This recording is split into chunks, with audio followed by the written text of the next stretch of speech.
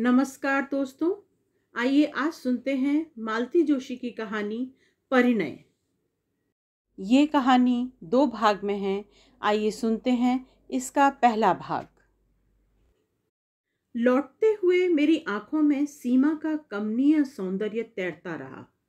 घर से चलते हुए निश्चय करके चली थी कि अगर लड़की जीतू के योग्य न हुई तो साफ मना कर दूंगी। भारी भरकम दहेज के लालच में लड़के की जिंदगी बर्बाद नहीं होने दूंगी।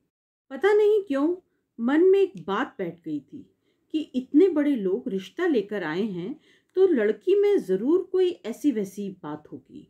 पर सीमा को देखा तो देखती ही रह गई।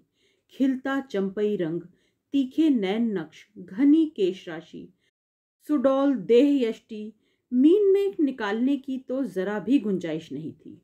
लगता था जैसे मेरी कल्पना में रची बसी पुत्र वधू ही साक्षात उतर आई है। आनंद की तरंगों पर झूलते हुए मैंने कनखियों से अपने लाडले की ओर देखा। वह दत्तचित्त होकर गाड़ी चला रहा था। उसका मन कहीं और रहा था, पर नजरें इस समय सड़क पर ही केंद्रित थी। और ठीक तो है, एमजी रोड पर शाम के समय गाड़ी चलाना किसी नट के खेल से कम थोड़े ही है। घर पहुंचते ही मैंने उसे कुरेदना चाहती थी, पर उसने मौका ही नहीं दिया। हमें उतार कर सीधा डिस्पेंसरी चला गया। झुंझलाई सी मैं कुछ देर गुमसुम बैठी रही। फिर मैंने उसके पापा को ही जा पकड़ा। ये लड़की पसंद आई? मुझसे क्या पूछती हो, अपने लड़के से पूछो। आप अपनी तो कहिए। भाई लड़की तो एवन है, उसके बारे में 2 राय हो ही नहीं सकती। बाकी अब उन्हें रिश्ता जच जाए तब है। अरे वाह, रिश्ता न जचा होता तो क्या वे 10 बार हमारे दरवाजे आते? कोई हम तो लड़की मांगने गए नहीं थे, मैंने तैश में कहा। सो तो ठीक है भाई। और वे चुप हो गए।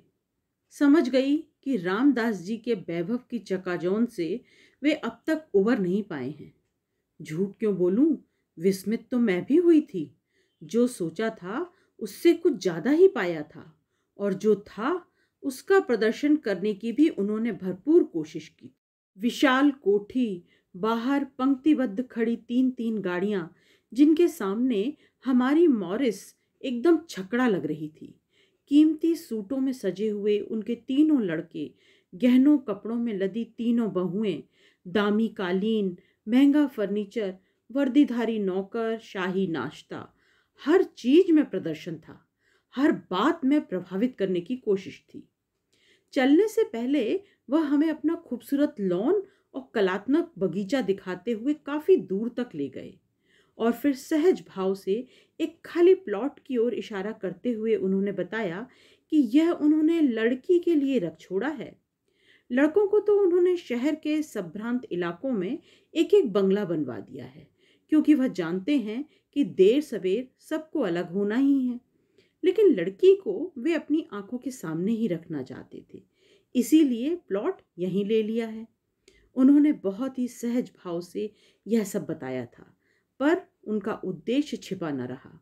उनकी संपन्नता पर, ऐश्वर्य पर विस्मय विमुग्ध होते हुए भी मेरे भीतर बैठी अभिमानिनी माँ मुझे बार बार जतला रही थी, देख तेरे बेटे के लिए कितने बड़े घर का रिश्ता आया है। और तब बेटे की योग्यता के सन्मुख सारा वैभव हे लगने लगा था। एक बात सोच लो, जीतू के पापा कह रहे थे, यह शादी हो गई तो जीतू अपने पास नहीं रह पाएगा, वहीं बंगला बनाकर रहना पड़ेगा। कोई जरूरी है, मैंने तुनक कर कहा। क्या उसके घर द्वार नहीं है जो ससुराल में बसने जाएगा? और मेरे ही क्या 10-5 लड़के हैं जो मैं उसे भेज दूंगी। फिर वह प्लॉट पड़ा रहेगा, मैंने लापरवाही से कहा। न होगा तो एक नर्सिंग होम डाल देंगे।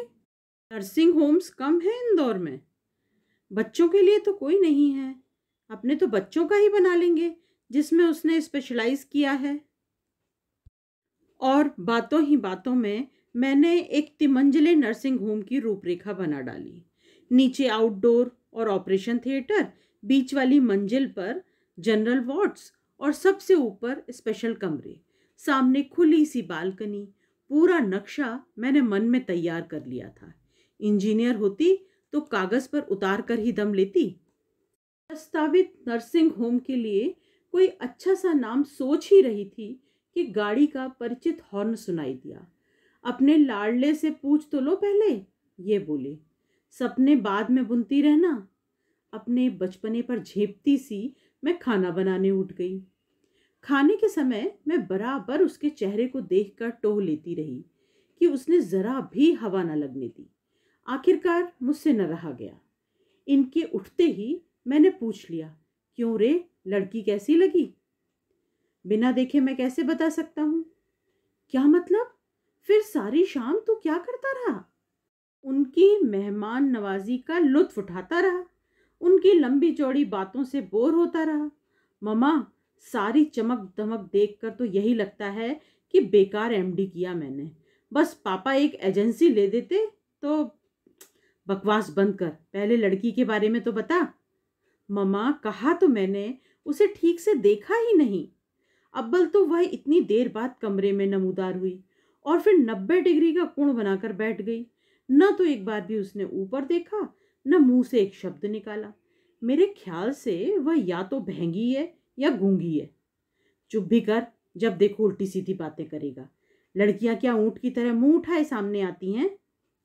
तो फिर देखने के लिए बुलाने का तात्पर्य क्या है? उसने जिद की। यह हिंदुस्तान है बेटे, इन्होंने एकाएक भीतर आते हुए कहा। शायद इतनी देर तक कान लगाए हमारी नोक-झोंक सुन रहे थे। बोले, यह हिंदुस्तान है बेटे, भले घर की लड़कियां यहाँ ऐसा ही व्यवहार करती हैं। मैं भी हिंदुस्तानी हूँ पापा। 2 साल अमेरिका में रहने से कोई अमेरिकन नहीं हो जाता। पर बात तो ऐसी कर रहा है जैसे वहीं पर पैदा हुआ हो। इनका स्वर कुछ सख्त हो आया था।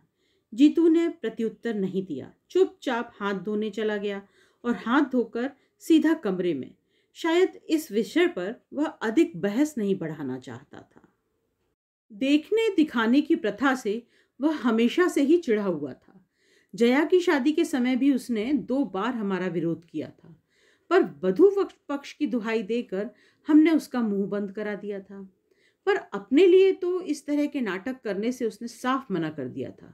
कहता, मम्मा, जिस दिन कोई लड़की मुझे भा जाएगी मैं तुम्हारे सामने लाकर खड़ा कर दूंगा, तुम चिंता मत करो। पर उसकी यह बात ही तो हम लोगों के लिए सबसे बड़ी चिंता का कारण थी। आजकल की लड़कियों का ठिकाना थोड़े ही है। हर क्षेत्रों में उनकी घुसपैठ है, पता नहीं कौन कब टकरा जाए। डॉक्टर के लिए तो यह खतरा कुछ ज्यादा ही है, जिसमें जीतू जैसा सुदर्शन व्यक्तित्व तो हर कहीं प्रशंसक बटोर लेता है। इसीलिए हम लोग बहुत व्यग्र थे। जीतू के डॉक्टर होते ही रिश्ते आने शुरू हो गए थे, पर अमेरिका से लौटने के बाद तो जैसे बाढ़ सी आ गई थी।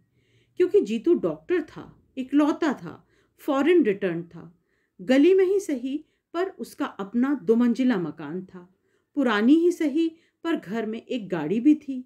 पिता की अच्छी खासी प्रैक्टिस थी। बिरादरी में ऐसे सर्वगुण संपन्न लड़के मिलते ही कितने हैं।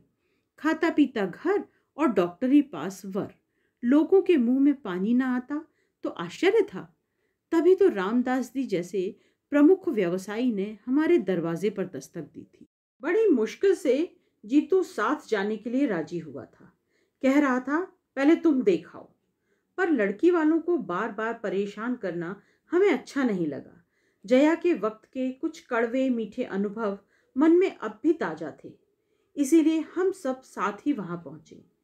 रामदास जी ने इतनी आवभगत की कि उनके परिवार ने इतना प्रेम टपकाया कि बार बार यही डर बना रहता कि अगर लड़की अच्छी नहीं हुई तो उन लोगों को किस तरह से जवाब देंगे। वह बहुत देर बाद बाहर आई। उस समय हम लोग कॉफी पी रहे थे। अपनी दोनों भाभियों के बीच चलती हुई वह कमरे में आई थी और एक अस्पष्ट सी नमस्ते के साथ सिर झुकाकर बैठ गई थी। उसकी विनम्रता पर मैं मुग्ध हो गई थी। अंग्रेजी में एमए लड़की और इतनी सुशील। इतने लोगों के बीच उसका यह सहमा सिमटा रूप एकदम स्वाभाविक लग रहा था। तब यह बात मन में उठी ही नहीं कि इस तरह जीतू तो उसे बिल्कुल नहीं देख पाया होगा। वह भी तो बड़ी शालीन सी मुद्रा में चुपचाप बैठा हुआ था। सोच समझकर आखिर एक उपाय मैंने ढूंढ ही लिया। जया की सालगिरह के बहाने बहन भाइयों को एक दिन चाय पर आमंत्रित कर लिया। जया थी अपनी ससुराल में, इसलिए उपहार आदि को लेकर मुझे चिंतित होने की जरूरत नहीं थी। 2 दिन तक मैं घर की साफ सफाई में जुटी रही। फर्श धो पोंछ कर चमकाया गया, नई चादर बिछाई गई, सोफे के कुशन्स बदले गए, पर्दे भी धुलवाए गए, और तो और ड्राइंग रूम के दरवाजे तक नए सिरे से पेंट कर डाले। नया सा एक कालीन लेकर वहां डाल दिया। फिर भी जैसे मन की तृप्ति ही नहीं हो रही थी। हर कोण से मैं वहां की सजावट को देखती और हर बार कुछ न कुछ सुधार कर देती। ये लोग बीच में टोक न देते तो शायद मेरा यह क्रम मेहमानों के आने तक चलता ही रहता। दोनों बाप बेटे हाथ बांधकर बैठे हुए थे और मेरी परेशानी का मजा ले रहे थे। जब 2-3 बार वॉल पीसेस और कैलेंडर्स बदल चुकी तो उन्होंने कहा, मेरा ख्याल है इस बार डिस्टेंपर हो जाता तो ठीक रहता।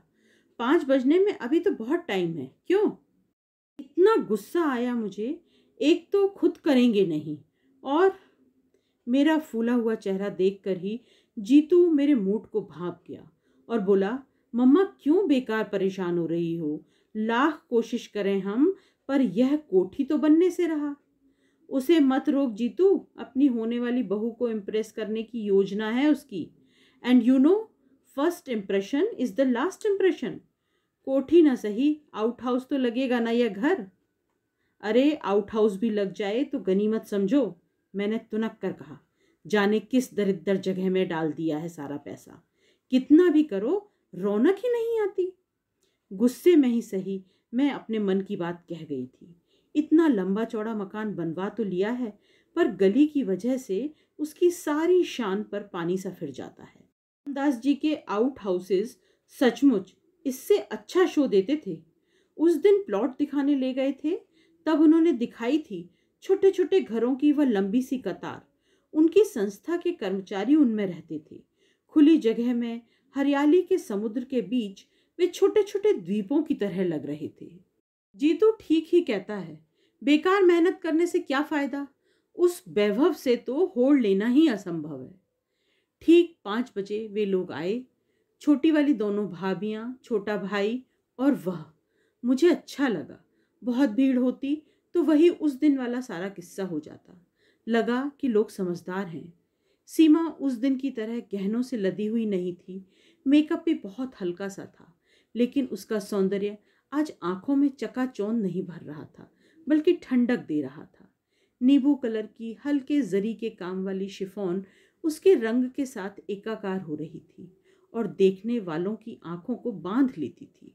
मेरी नौकरानी ने तो वही निर्णय सुना दिया, लाड़ी घणी सुंदर छे हो, कदे मारी नजर नहीं लगी जाए।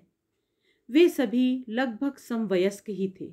उन्हें ड्राइंग रूम में छोड़कर मैं रसोई में चली आई और देर तक नाश्ता लगाती रही। नाश्ते की तैयारी भी मैंने कल से ही शुरू कर दी थी और अपना सारा पाक कौशल दांव पर लगा दिया था। उन लोगों ने हर वस्तु के साथ न्याय किया और प्रशंसा के पुल बांध दिए। छोटी बहू ने तो 1-2 चीजों की विधि भी पूछी। अच्छा लगा। सीमा जरूर धीरे धीरे चुक सा खा रही थी, पर मैंने ध्यान नहीं दिया। अपनी होने वाली ससुराल में कोई चबर चबर खा भी सकता है क्या भला? खाने के बाद मैं महिलाओं को घर दिखाने में लग गई। उन दोनों बहुओं ने हर बात की प्रशंसा की, सजावट की, सामान की, कढ़ाई की, बुनाई की। सबसे अंत में मैं उन लोगों को किचन में ले गई, जो मेरा अभिमान बिंदु था। सफेद रंग में नहाया हुआ, आधुनिक उपकरणों से सजा हुआ, अलमारी में झिलमिल करते स्टील के बर्तन, चमकते पीतल के, हिंडोलियम के डिब्बे, जगमग करती क्रॉकरी, मचान पर एक सी झालर से सजी अचार मुरब्बे की बरनियां। जो भी देखता प्रशंसा करता। इन लोगों ने भी की, पर सीमा यहां भी चुप चुप बनी रही। इस बार मैं उतनी तटस्थ नहीं रह सकी। मन में कुछ चुभा जरूर।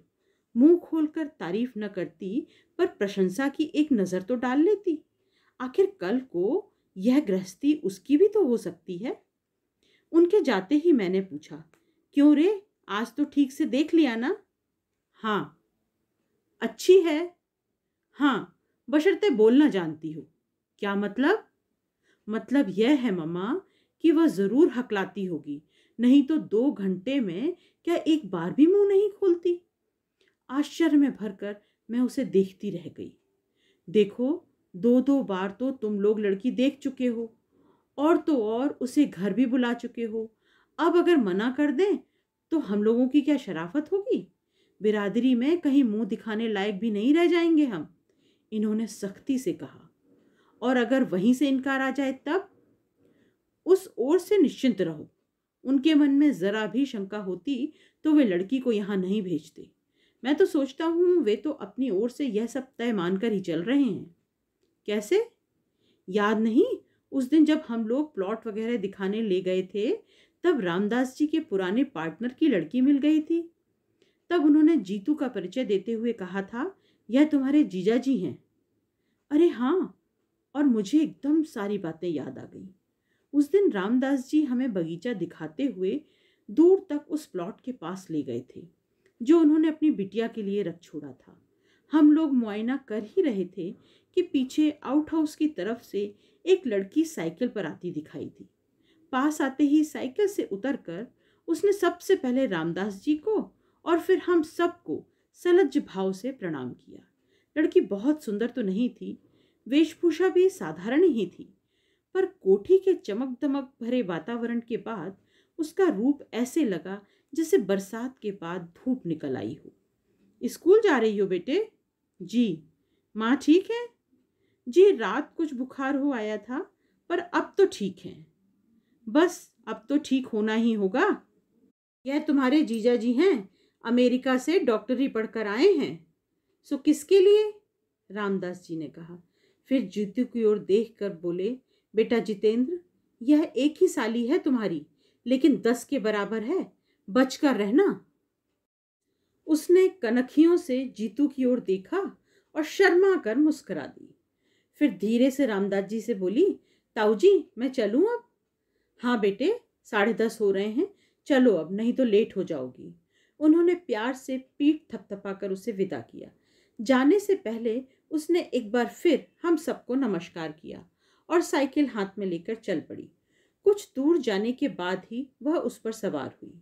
उसकी विनम्रता पर मुग्ध हो गई थी मैं। पूछ ही लिया, कौन है यह? बड़ी प्यारी लड़की है, मेरे दोस्त की बेटी है। हम दोनों एक ही दफ्तर में साथ काम करते थे। क्लर्की की बंधी बंधाई आमदनी से तंग आकर दोनों ने एक साथ ही यह बिजनेस शुरू किया था। तब कल्पना भी नहीं की थी कि यह इतना अच्छा चल निकलेगा। दुख यही होता है कि जब अच्छे दिन आने को हुए वह चल बसा। अरे, क्या डेथ हो गई? हाँ, एक स्कूटर एक्सीडेंट में वह और अनु से बड़ा लड़का दोनों जाते रहे। तब से माँ बेटी यही हैं। धंधे में जो शेयर था उसके एवज में भाभी ने यह मकान मांग लिया, उसी में रहती हैं। एक प्राइवेट स्कूल में पढ़ाती हैं। पिछले 2 सालों से बीमार चल रही हैं, इसीलिए उन लोगों ने अब अनु को लगा लिया है। रिश्तेदार तो होंगे या कोई नहीं है? मैंने सहानुभूति से पूछा। हैं क्यों नहीं, पर बहन जी, रिश्ते सब पैसे से बंधे रहते हैं। शंभुनाथ की मृत्यु के बाद उसके पिताजी आकर बहू को और पोती को लिवा ले गए थे, पर इंश्योरेंस के पैसों को लेकर मनमुटाव हो गया। उनकी इच्छा थी कि वह पैसा शंभू की बहन की शादी में लगा दिया जाए। आखिर भाई होता तो कुछ ना कुछ देता ही, पर अनु की माँ राजी नहीं हुई। बोली, पट कंगाल होकर मैं किसके सहारे दिन काटूंगी? 8-10 हजार की मामूली रकम थी, पर एक बेसहारा औरत के लिए वही तो संबल थी, सहारा थी। घर वालों से पैसों का तकाजा भी नहीं किया जा सकता था। कल को अनु की शादी में सब लोग अंगूठा दिखा देते तो? बस तब से यहीं आकर रह गई हैं, लौट कर नहीं गई। उन लोगों ने भी कोई सुधि नहीं ली। स्वाभिमानी ऐसी हैं कि उसके बाद पीहर में भी पैर नहीं दिया। यहाँ भी हम लोगों के रहते वे नौकरी करें अच्छा नहीं लगता, पर माँ बेटी दोनों बहुत आन वाली हैं। इसके बाद विषय बदल गया था। रामदास जी अपने व्यवसाय के फैलाव का वर्णन करने लगे थे। इसी कारण वे अपने कुशाग्र बुद्धि बच्चों को सरकारी नौकरी में नहीं भेज सके थे। वैसे तीनों बिजनेस मैनेजमेंट का डिप्लोमा लिए हुए थे, एक तो विदेश भी हो आया था। उस आकर्षक बातचीत के बीच अनु दब गई थी। आज इन्होंने एकाएक याद दिला दिया तो मुझे अपने पर ही रोष हो आया।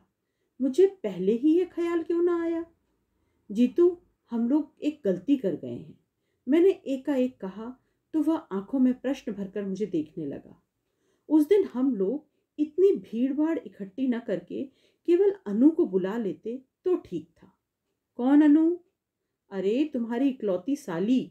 सीमा के साथ वह आती तो वातावरण जरा खुल जाता। भाई का थोड़ा बहुत लिहाज करना ही पड़ता है। अनु रहती तो सीमा थोड़ी सहज हो जाती। मम्मा, क्या दुनिया में और लड़कियां नहीं हैं? आखिर आप उसी के लिए इतनी व्यग्र क्यों हैं? मना नहीं कर पाएंगे जीतू हम। पापा को यह रिश्ता बहुत भा गया है। पापा को भा गया है? वह प्लॉट और दहेज की संभावित राशि। और लड़की, वह भी तो बुरी नहीं है। अच्छा सच बता, क्या तुझे पसंद नहीं है? उसने उत्तर नहीं दिया, केवल मेरी ओर देखा। उसकी आंखों में सीमा का नाम साफ पढ़ा जा सकता था। उस दिन मैं और जीतू पिक्चर देखकर लौट रहे थे।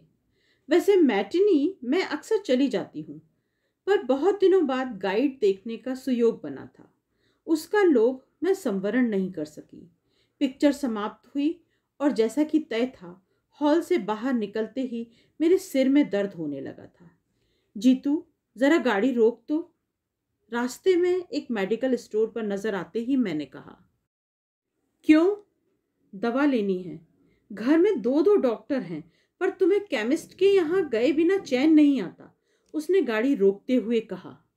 घर में डॉक्टर हैं इसीलिए तो मुसीबत है। कोई अपने मन की दवा ले ही नहीं सकता। इससे रिएक्शन होता है, इससे हार्ट प्रेशर बढ़ता है और भी न जाने क्या क्या। भुनभुनाती हुई मैं उतर पड़ी। वह भी पीछे पीछे चला आया। शायद देखना चाहता था कि मैं कौन सी गोलियां ले रही हूँ। हम लोग स्टोर में घुसे ही थे कि आवाज आई, जिया जी नमस्ते। चौंक कर देखा, बड़े बड़े नीले फूलों वाला गुलाबी सलवार सूट पहने एक प्यारी सी शौक सी लड़की जीतू से नमस्ते कर रही है। आप? मैंने ठीक से पहचाना नहीं। जीतू ने हकलाते हुए कहा। अरे इतनी जल्दी भूल गए? श्रीमान जी, मैं अनु हूँ। ओह, एकदम जैसे जीतू को सब कुछ याद आ गया। अपनी इकलौती साली को इतनी जल्दी भूल गए? फिर मेडिकल की पढ़ाई आपने कैसे पूरी की होगी? हमने तो सुना था आप बड़े स्कॉलर हैं। मेडिकल कॉलेज में फैंसी ड्रेस थोड़े ही सिखाया जाता है। उस दिन तो आप सफ़ेद सी साड़ी वाड़ी पहनकर बड़ी सोबर सी लग रही थी।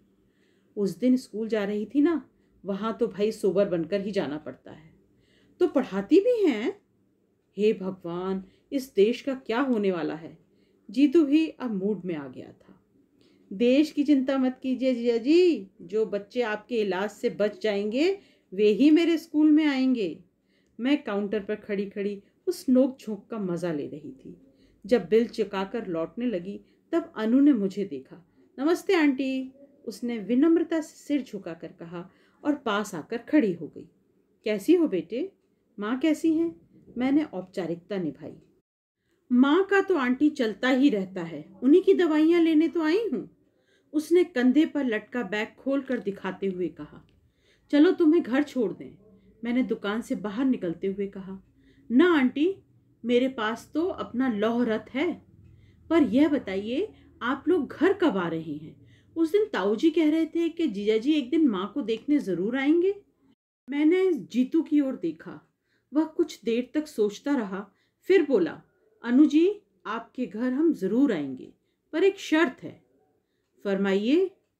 कुछ देर वह पशुपेश में चुप रहा, फिर बोला, मम्मा तुम चलकर बैठो, मैं अभी 1 मिनट में आया। बच्चे इस तरह लिहाज करते हैं तो कितना अच्छा लगता है। वैसे शर्त क्या मुझसे छिपी हुई थी? सीमा को भी उसके साथ अनु की यहाँ बुलवाने की बात होगी और क्या।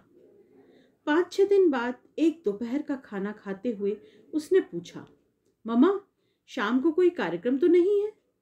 नहीं तो क्यों? अनु के यहाँ चलना है। मैं चलकर क्या करूंगी रे? यूं ही तुम लोगों को असुविधा होगी। हम लोगों से मतलब यही कि सीमा भी तो आएगी ना वहां। नहीं, उसके साथ सुबह कॉफी हाउस में डोसा खा चुका हूं, यही तय हुआ था, उसने रूखे रूखे अंदाज में कहा। मैंने गौर से देखा उसका चेहरा भी बुझा बुझा सा था। शाम को कुछ यूं ही मूड में हम लोग रवाना हुए। अपनी कार हम लोगों ने जानबूझकर छोड़ दी थी। हमने स्कूटर ले लिया था जो बाहर बाहर चलता हुआ ठीक उस घर के सामने जाकर रुका। वह प्रतीक्षा में द्वार पर ही खड़ी थी। हमें देखते ही उसकी आंखें प्रसन्नता से चमक उठी। पहले कमरे में ही अनु की मां का बिस्तर लगा हुआ था। उम्र पता नहीं क्या रही होगी, पर जीवन संघर्षों और बीमारियों ने उस औरत को बुरी तरह से थका दिया था। कुछ औपचारिक चर्चाओं के बाद जीतू बोला, ममा आप लोग थोड़ी देर गपशप करो, तब तक मैं इन्हें देख लेता हूँ। अनु मुझे भीतर लेवा ले गई। 2 ही तो कमरे थे, बीच में आंगन और उस पार रसोई। उसने बताया कि बाहर के कमरे में रहने से माँ को अकेलापन नहीं सताता। दरवाजा भी पलंग पर बैठे बैठे खोल लेती हैं। सुबह शाम कोठी से कोई नौकरानी आकर चौका बर्तन सफाई कर जाती है, पर बाकी समय तो उन्हें अकेले ही रहना पड़ता है। आंगन में उसने कई गमले लगा रखे थे। मैंने मूढ़े पर बैठे बैठे उन खूबसूरत फूलों को देखती रही कि कुछ ही क्षणों में जीतू आ गया। हाथ धुलवाएंगी? जीतू ने कहा। वहीं जामुन के थाले में अनु हाथ धुलवाने लगी। कैसी है माँ? अनु ने अधीरता से पूछा। वह चुपचाप हाथ धोता रहा, बेमतलब देर लगाता रहा। माँ ठीक तो हो जाएंगी ना? उसने दोबारा पूछा। इस बार उसकी आवाज कांप रही थी। अनु जी, हमने तो आपका वादा पूरा कर दिया, पर आपकी बात तो अधूरी रह गई। तो इसका हम क्या करें? शर्त तो सिर्फ दीदी को ले आने भर की थी। अब वह बुद्ध बनी बैठी रही तो हम क्या करें? हाँ, आप कर ही क्या सकती हैं? 1 कप चाय तो पिला सकती हैं ना? Oh sure. एकाएक उसका चेहरा खिल उठा। माँ के बारे में पूछते हुए 2 आंसू बरबस गालों पर लुढ़क आए थे। वे अब धूप में ओस कण की तरह चमकने लगे थे। आप थोड़ी देर माँ के पास बैठिए आंटी, मैं चाय लेकर अब भी आई। हम दोनों फिर से बाहर आकर बैठ गए। थोड़ी देर तक गुमसुम बैठने के बाद जीतू ने कहा, चाची जी, यहाँ आसपास आपके कोई रिश्तेदार नहीं है? हैं क्यों नहीं बेटा, पर अपना कहलाने लायक कोई नहीं है। 4 चाचा हैं अनु के, पर पिछले 10 साल से किसी ने एक बार भी इधर का रुख नहीं किया है। अनु के मामा तो होंगे? एक हैं, और उनका अपना ही परिवार इतना बड़ा है, फिर परिस्थिति भी साधारण है। उन पर बोझ बनने की अपेक्षा अपनी ही कमाई खाना अच्छा लगा। अब तक तो ईश्वर ने आन निभा दी है। अब 2 साल से लड़की खट रही है। पर तुम क्यों पूछ रहे हो बेटा? कुछ नहीं, ऐसे ही। आप बीमार चल रही हैं, अनु नौकरी करती है, कोई जिम्मेदार आदमी पास रहे तो ठीक रहता है। मुझे मालूम है बेटे, दिन पर दिन मैं खींचती जा रही हूँ। जिंदगी से मुझे कोई भी मोह नहीं है, पर मुझे इतना जिला लो कि अनु को अपने हाथों से विदा कर सकूं। कहते हुए माँ का स्वर कातर हो आया था।